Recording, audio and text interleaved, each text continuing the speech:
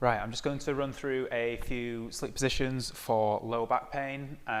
These are just the positions that I often tell patients or advise patients on. I do it myself for my lower back pain, dead simple. So either on your side or on your back, don't lay on your front. I treat lots of patients with lower back issues because they lay on the front, just because of the extension it causes. Obviously, to be able to breathe, you've got to turn your head right to the side. Most people will always turn it one way over the other. That's not good for your neck. I don't like to be very dismissive as a practitioner, but don't lay on your front, please, because it's just not good for you. Sleeping is very habitual, so if you try sleeping in a different position after years of being laying on your front, it is going to feel weird. It's going to feel weird for months, but you'll have to stick at it if you want to make a change. So, laying on your side, side lying position like that. I'd advise always using a pillow between your knees. It just helps keep everything symmetrical in a neutral position, and it also stops what most people tend to do when they start off laying on the side. Through the night they start to roll over, that leg comes over, and then they end up in a bit of a twisted position.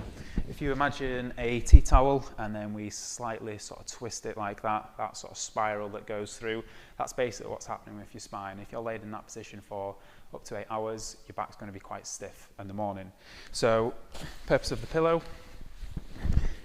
it just acts as a little bit of a barrier, and it's a bit harder, not impossible, but it's a bit harder to rotate over throughout the night, and then it just helps keep everything in a neutral position throughout the spine, pelvis and the hips. If you're laying on your back, because of our bum cheeks, it creates a little bit of extension in the lower back like that, which for some people is quite painful, others not so much. For the people where laying on your back is quite uncomfortable, just pop a pillow underneath your knees. That creates a posterior tilt in the pelvis, and then it just flattens out the lower back and then takes the strain off it. For some patients that are quite acute, particularly with facet irritation, they might have to use 2 pillows, which will bring the knees up even higher and then flatten out the lower back even more, and again take a bit of pressure and a bit of pain away from that. So just to recap, laid on your back, 1 or 2 pillows underneath, laid on your side, pillow in between the knees like that.